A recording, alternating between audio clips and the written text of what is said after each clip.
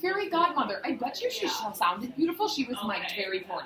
I couldn't hear her at all. Her projection was bad. And then for the people who just had like little one-off solos, why didn't they turn on the floor mics? I felt so bad for the people who had the little one-off specific solos. criticisms that I don't know anything about either, so I don't notice this stuff, but I'm fascinated to hear about it from you. And so, yeah, but Arsenic and Old Lace, I'm really excited. It's a I really hope yeah, you me too. And I told Jared directed Almost Maine last year, which I was also in. So I've worked with him before, and he also has been a set builder for other productions I've been a part of. And Jared and Corbin used to work together at Columbia and Colfax, and I used to work with Jared's partner Amber over in Instructional Design Services. So like we're buddy. And being buddy though, I was like, Jared, you need to be a director. If you have to cut me, it's okay. And he's like, but you love this show. I'm like, Jared, if you have to be a director, it's okay. Just promise me if you cut me, you will let me help with set, props, costume, house management, stage management, right. whatever. Let me draw us all back in. So let's start off quickly with any additional thoughts, questions that you had over the last 10 minutes based on what we've talked about so far.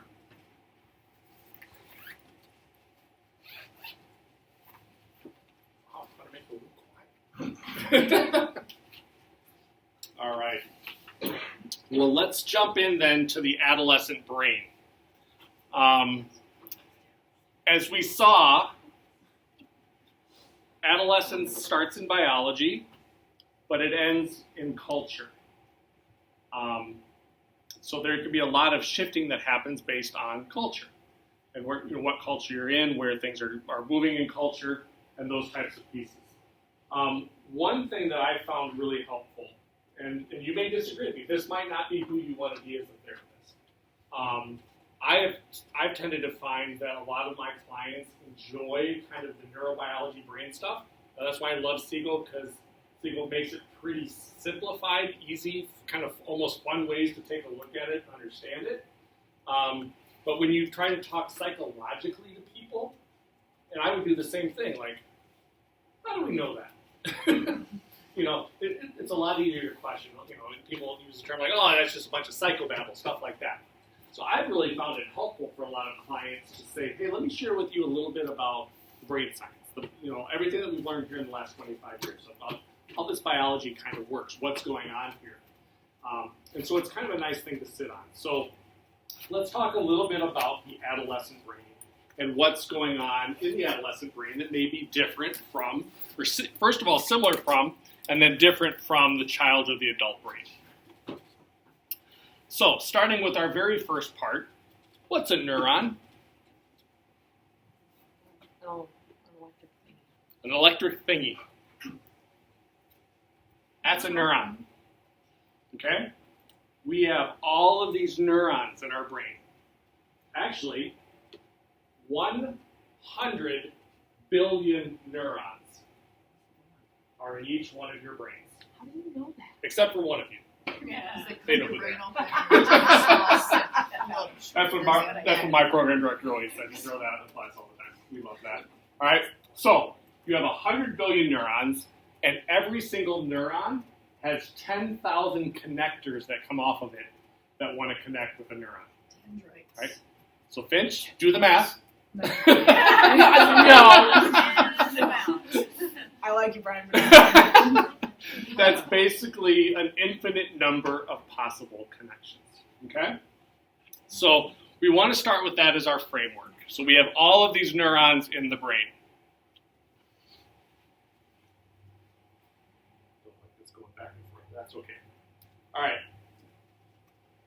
So the neurons in the brain. So how do the neurons work? First of all, it starts with our genes. Okay? Not these kind of genes, all right? So we have our genetics, we have the genes in our body system, and our genetics determine which neural connections find each other well and which ones do not.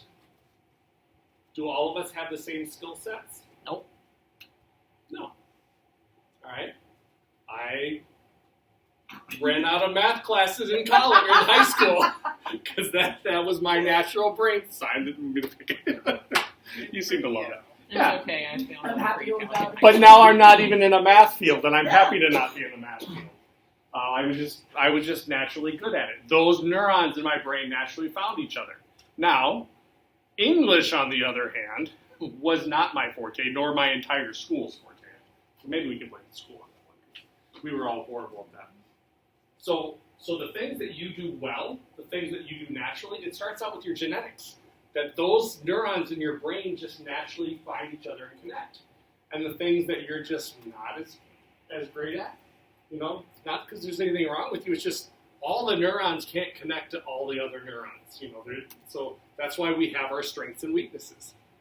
All right? And when do they find each other? They start by finding each other in the womb. Okay? So that's when the connections start taking place. So it starts with genetics, but then it also then expands with experience. The things that you do, everything that you think, say, and do, everything that you experience, okay, starts to make connections. There's a fun phrase that we use. Let's hope it's on there. Okay, remember this one. What fires together, wires together. Everything you think, say, and do fires a different neural pattern. The more times you fire it, what does the brain do? It says, this one must be really important for our survival, so we better strengthen these connections. And if there's things that you never use, what's the brain going to say? Guess we don't really need this one going forward, and it will start to loosen. So what fires together, wires together. So it starts with our genetics, but then our experiences, all right? So if you want to learn a foreign language, which is the best time of life to start learning? Very young. You have all this opportunity for connection. It's why when children are younger, especially the 2 to 10, you want to give them lots of different opportunities to experience different things and let those brains fire, and things that they're interested in will start to find each other and really connect. Okay? So experience is how they find each other throughout the lifespan. So what fires together, wires together. It's why we have coming up in here, this is the Winter Olympics, sorry, but we have the Summer Olympics coming up. And, how many of us can do this off of a ski jump? But they have done it over and over and over and over. And we often talk about muscle memory, okay? And that's true, there is muscle memory.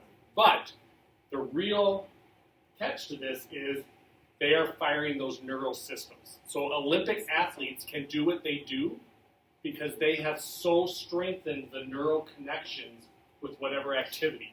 So whatever maybe it's your the theater. You've done a lot of theater. So the neural connections dedicated to theater just continue to ramp up and bring about those skill sets that go along with theater, because whatever you do over and over and over again makes it stronger and stronger. Okay?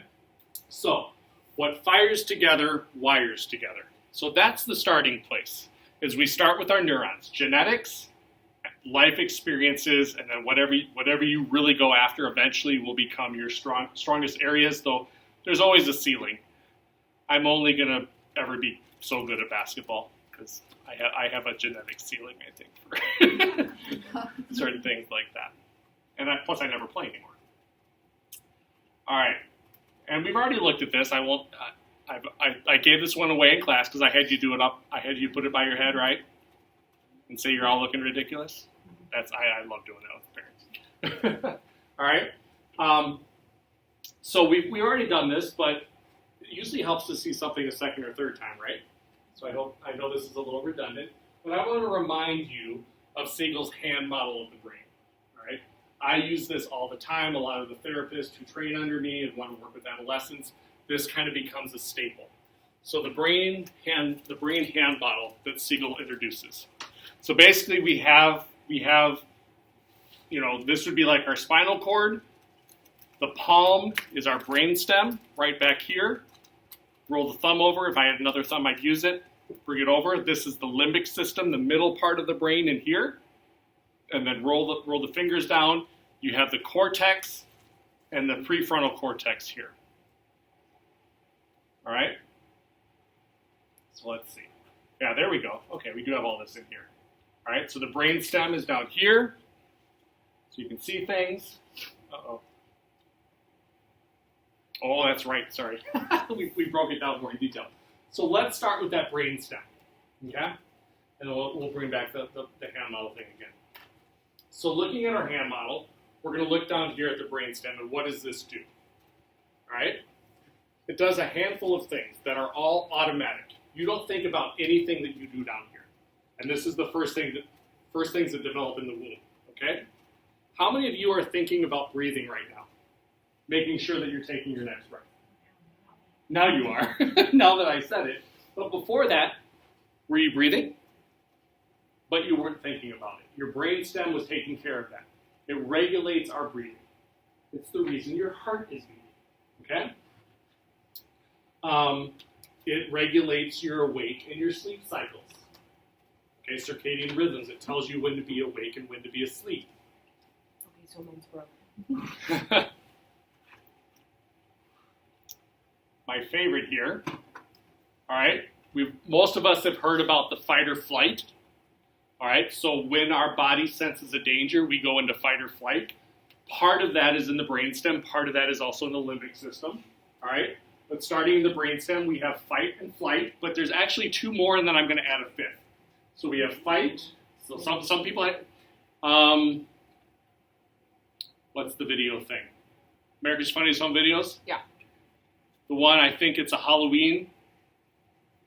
Sitting on the porch, the person comes up. The masked person sitting in the chair on the porch goes to scare them. And what was the reaction? BAM! Right in the face. Okay? That person has a fight response. A lot of people would run away from that. About 10% of the population has a fight response. So that's why you got to be careful when you do those pranks. Because there's enough of them out there where you see somebody curl up and they're ready to hit. All right? But there's more than that. Some people fight. A lot of people flee. Some people freeze in dangerous situations. They just kind of go into that freeze. Did you know there's a few people, because of the vagus nerve, that faint? Yep. Fainting, like the fainting goats? Yep. You've all heard of those? I brought this up in a class one time that I was teaching, an undergraduate, that somebody hand us up like, I have a cousin that does that. If they get overstressed, they just fall over like a fainting goat. Okay? So, in the brainstem, we have fight, flight, freeze, faint, and phone. I was explaining this in a session one time, and the dad was sitting there. So I said, fight, flight, freeze, faint, and without skipping a beat, he just looked at me and goes, phone. What? He goes, yeah, when my kids get stressed. I'm like, that's brilliant. You are now in my seminar. I love the way you spelled phone. Thank you. The fifth one that I've actually heard is fawn or fuck. When you have that kind of response and it's kind of like, I don't know what to do, so I'm going to appeal to your better nature, and you kind of just fawn over that person is a fifth one I've actually heard. All right. I have not heard of that one yet. Thank you. Yep. But now you know phone as well. As a survival tactic, it's usually, so it's probably not immediately in the brainstem, probably a little bit higher up, but...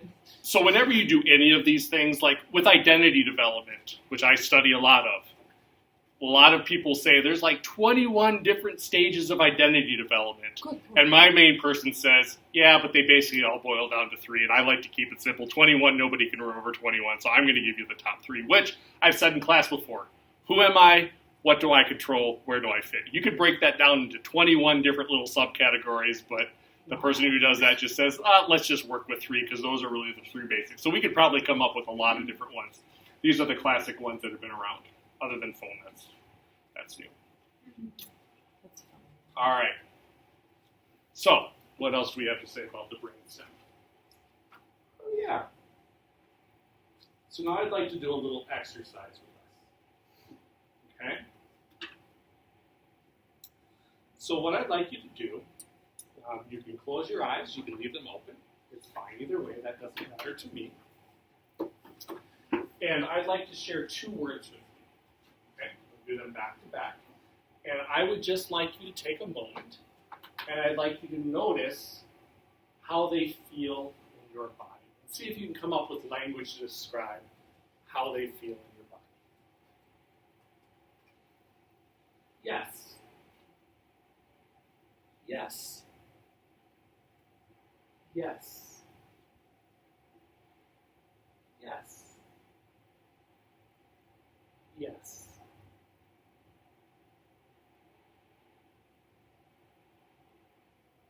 The second word. No. No. No. No. No. Just take a deep breath and come back. Hands on yes. I have the same thought. Lisa? Yeah. Yes. Thanks, Brian. All right. What did you notice with yes? Describe it. Buoyancy, lightness. It felt like it started here and went up. It just kept going like this. Did anyone have? Yes. Uh-huh. It was just like positive memories. I know it was supposed to be. It's supposed to be what? I know we were supposed to be like feeling it in the body, but I did get. Well, memories are great too.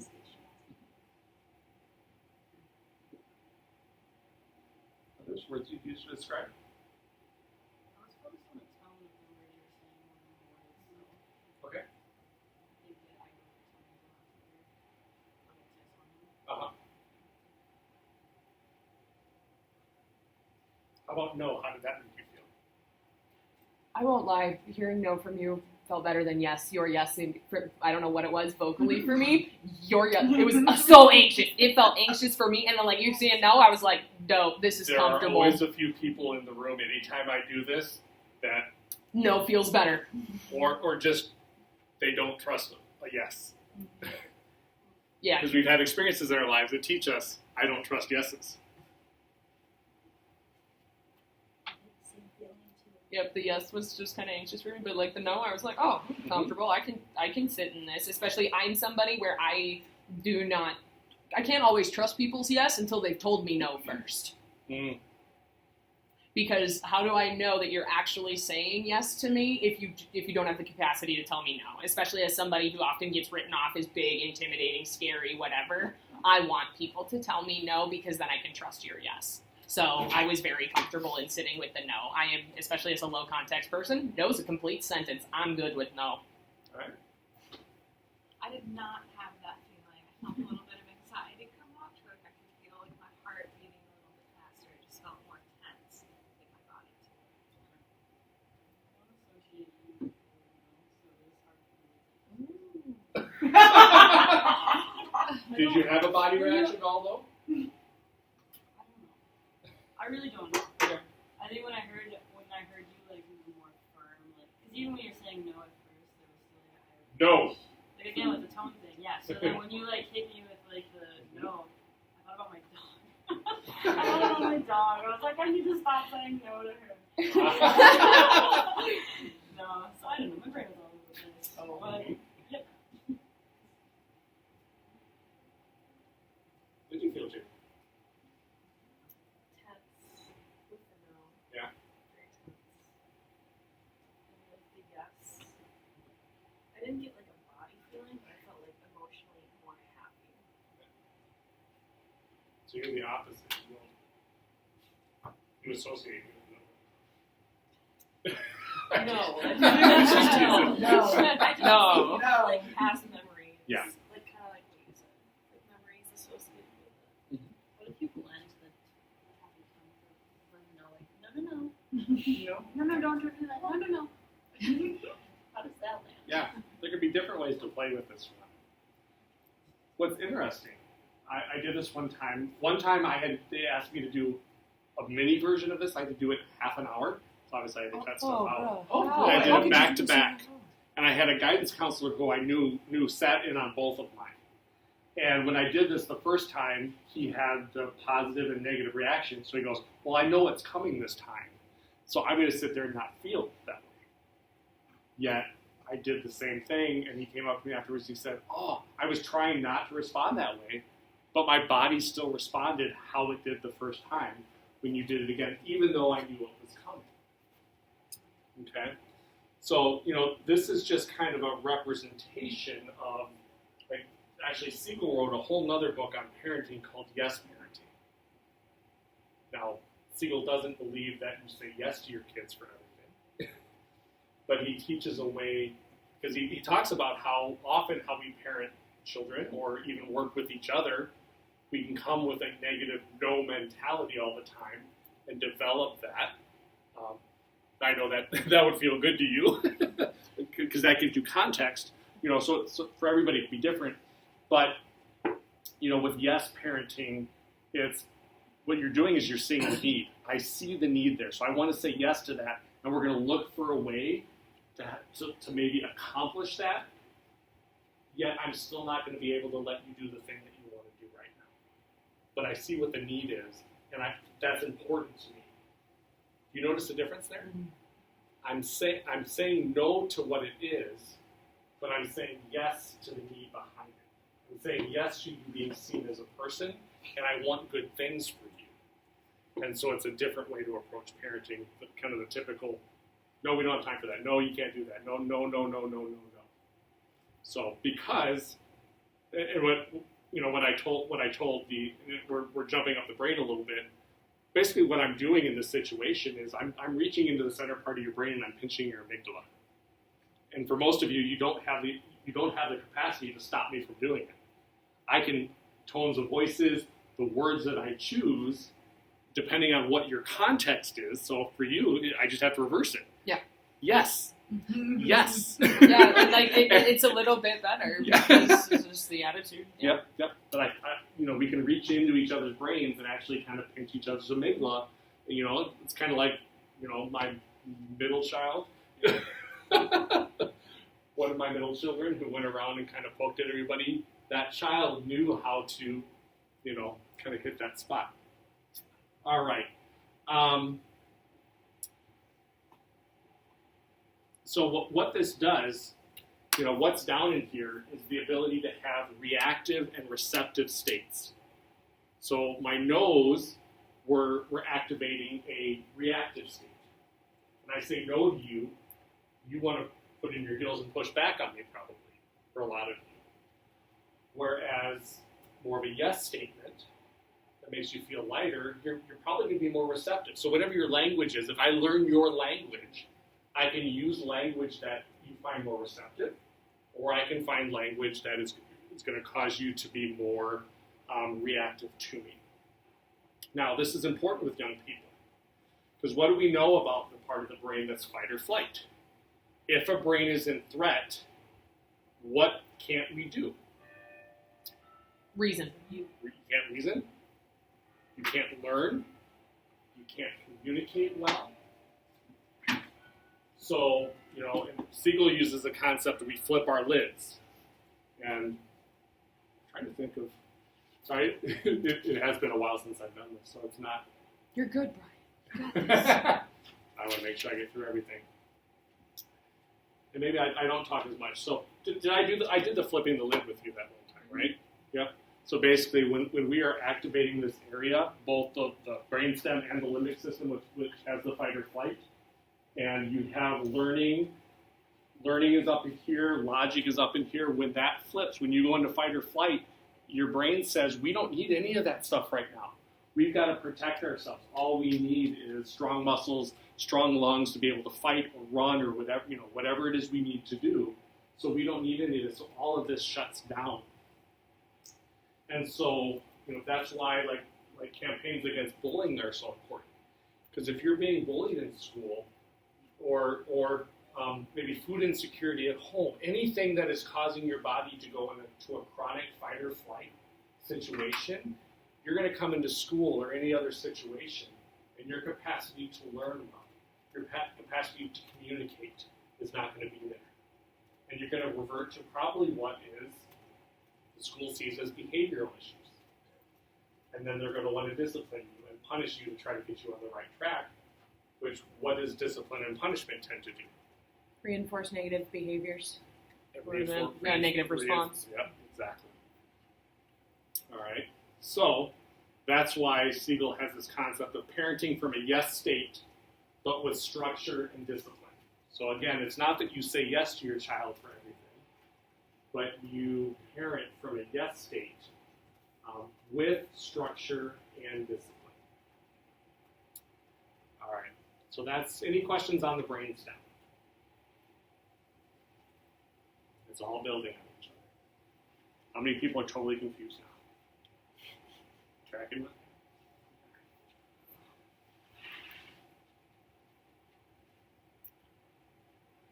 Oh, there we go. The keys. I like that Jen put those in. You all know I'm not the techie one. I'm not the creative one either. So anything good here that you see, that came from Jen. So parent from a yes state with structure and discipline. All right. Our limbic system. Our thumbs inside here. The amygdala is here. Let's see. So here are 4 main things that are in the limbic system. Our emotions are part of the limbic system. Our memory is a part of the limbic system. Motivation and evaluation. Okay? So, what does that mean for us? Okay?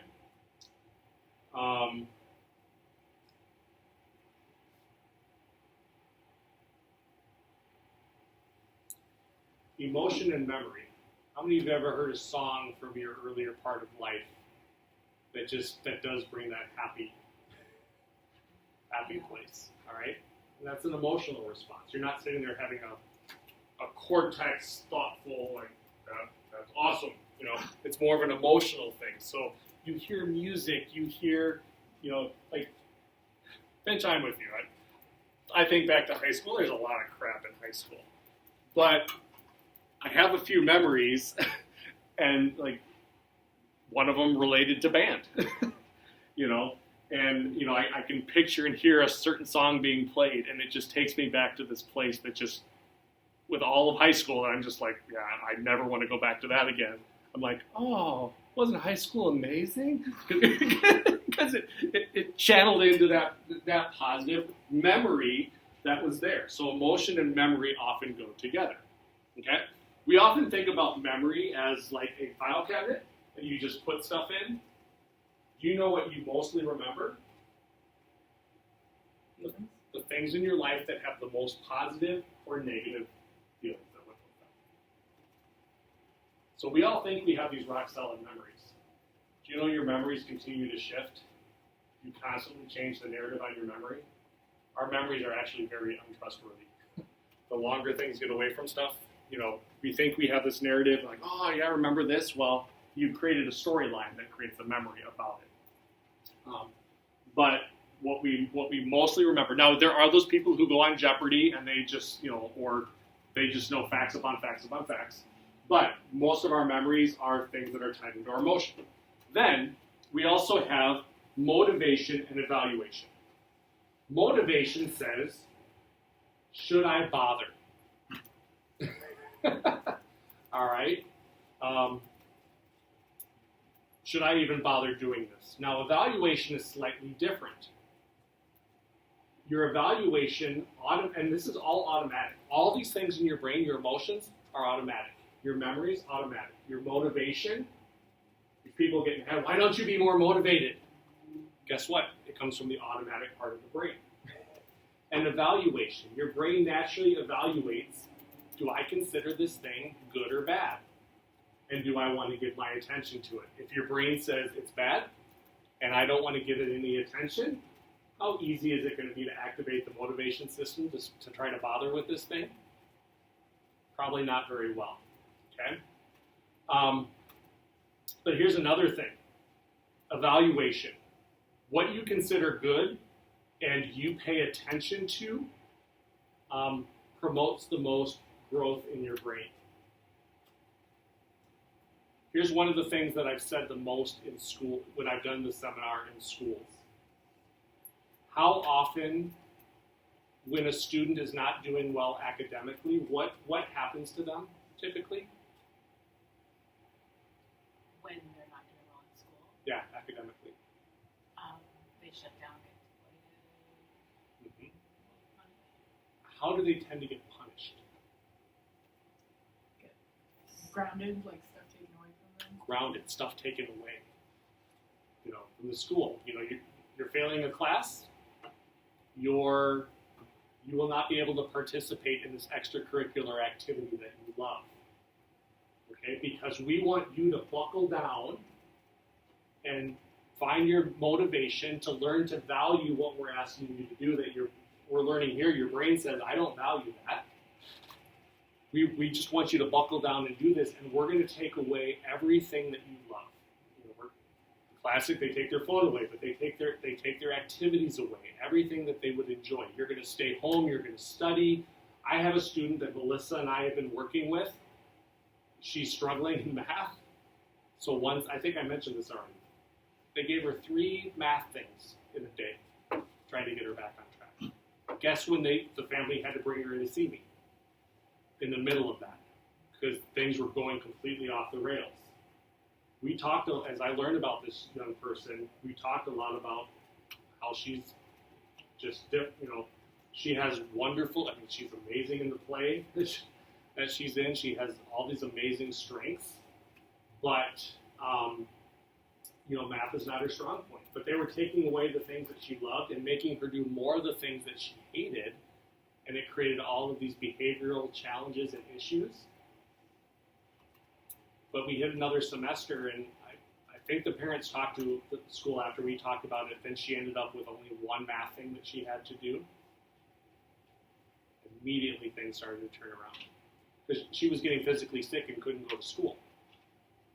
Well, why is she getting physically sick and not wanting to go to school? Because she's stressed about doing this thing that she absolutely hated. All right. So, one of the key things with students is helping them to find their passions. This is intrinsically tied into brain growth. So we often, we see the thing that we value and say, you need to do this until you're doing it up to our capabilities and you will do nothing else. All you're doing is stunting their brain development and growth. When you find something you love and that you're passionate about and you give yourself to, you are nurturing neural connections. And you're, especially in young people, you're actually giving them the new capacity. Like, they may be able to do better at these other things later on in life if they're allowed to nurture the things that they're really engaged with and passionate about. But of course, we have very structured systems that says you have to do these exact things. Okay, so help kids find and develop their passions. All right.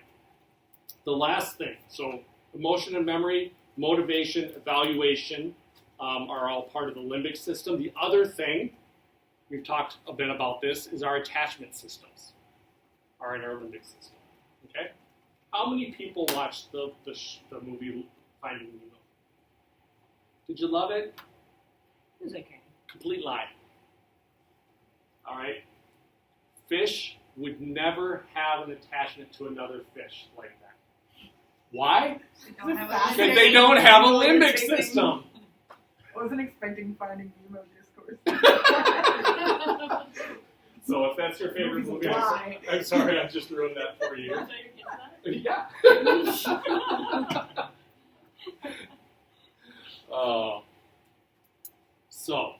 But an attachment, we really depend on for our survival. Did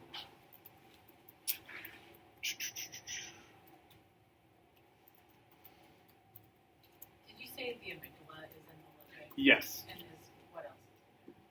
Well, memory, emotion centers, evaluation,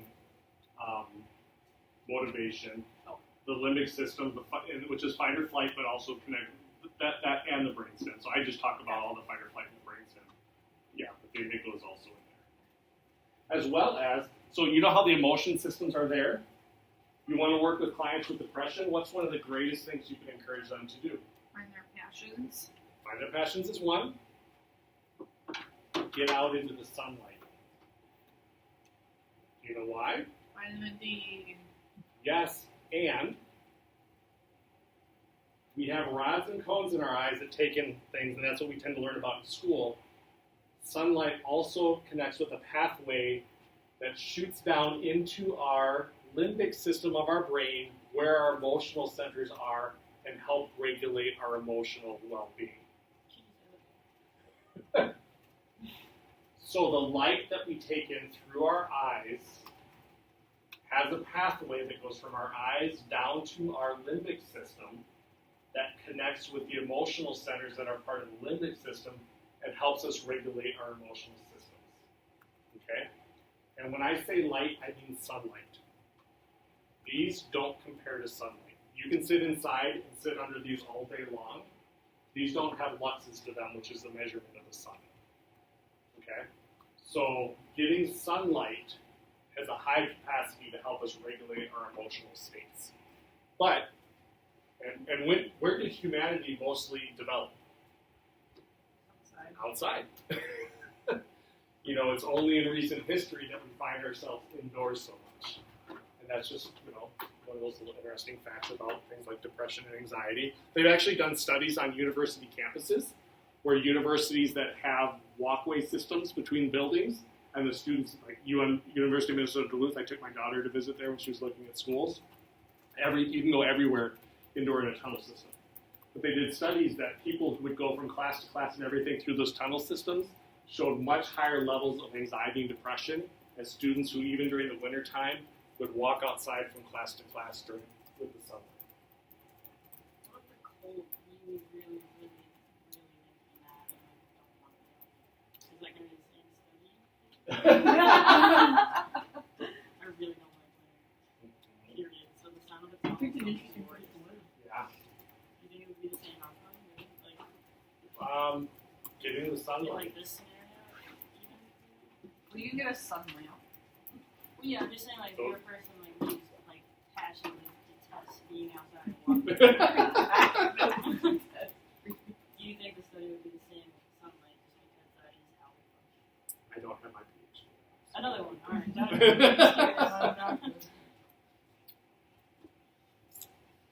All right. So then our last thing there is attachment. All right? And I'm not going to spend a lot of time in this because we've already touched on this. I think most of you know enough about this. The 4 S's of attachment are the students that we're working with. Are they being seen? Not for their behavior, but for who they are inside. What are they thinking? What are they feeling? What's their experience? Not what their behavior is on the outside. Are they being seen? Do they feel safe? When you get hurt, all right? Don't do that. Did you miss that day? If you missed that day of class, I learned about attachment too late because when my kids were little and they would fall on the sidewalk and scrape their knees, I taught them to get up and go because I didn't want to feel their crying when it would come. And so I taught them to do that. My sister thought I was brilliant because it worked. But then I learned about attachment theory. I was like, oh, shit. What did I do? I was supposed to soothe my kids in that situation. And when they're seen, safe, and soothed, then security comes. Do you think watching Monsters Inc. But, you know, and a lot of us know about different insecure attachments. And this can be a thing, as you talk about attachment with parents, that can easily bring shame and guilt, and you know, a lot of things that we talk about in parents. And that's why, you know, it's important as therapists to learn to become skillful in this area because that's the last thing we want to do. I mean, it's kind of the yes and no thing. Guilt and shame is just going to bring that reactive type of defensive position. And so you want to do it from a positive, like here's an opportunity. And that's why we've already used this phrase, there's no perfect parenting. Okay? And that comes from Siegel. He's an attachment researcher as part of what he does. And I just really appreciate that because there's something called earned secure attachment. Even if you've had an insecure attachment, you can develop an earned secure attachment. Repair is the key to anything. We are going to break down in relationships. We are going to say things, we are going to do things that hurt each other. The question is, are we learning how to repair? So we might cause damage, but if we can learn to come back and, apologize, confess our mistakes, acknowledge what we've done, ask for forgiveness, talk about how we're going to do things differently, and then learn to see them, help them feel safe, and help them feel soothed, and ourselves, then we can build that security. So understanding that there is no perfect parenting, but that we can repair. And you'll read this in the book. One of my favorite stories, I think it's in this book. One of my favorite stories of Siegel is one point he worked with a 92-year-old man. Came into his office. I think he had been an architect. And his wife hated him. All of his kids wanted nothing to do with him. He was an old curmudgeon, just unhappy. If he was asked to take his kid to his martial arts class, he was just like, oh, why do I have to waste my time doing this? He just, would find something to do, didn't want to watch his grandkids do their thing. And so Siegel began working because all of his relationships were completely shot. And so Siegel worked with him for about 6 to 9 months. And they did their work. And the gentleman, when they were done, Siegel got a phone call from his wife. Said, "What did you do to my husband? You gave him a brain transplant. He is home. He is happy. He is engaging with our children and grandchildren in ways he never has. We actually enjoy being around him now. I don't understand what happened." That was one of my first stories that really encouraged me. I love the neurobiology side of things because things can change. What fires together wires together. If we fire new things can happen. Even when you're 90, it's best when you're young to reshift these things, but even when you're 92 years old. All right? Now, that story's a bunch of BS, right? Well, I don't think so because I have the exact same story. My guy just happened to be 72. And he came in and, just really disconnected from, I couldn't believe it. Like, Siegel's guy, he's just a little bit younger, but he's sitting in front of me. And we worked for a few months together. And I mixed stories. He's the one who had the kid in martial arts. And I remember working on that, and he learned to go and put away his stuff and sit there and watch and learn to enjoy and engage and interact with his grandchild. And I didn't engage him, but he engaged me. I saw him in the grocery store, like a year and a half, 2 years later, and he just kind of came up to me and just said, "Thank you.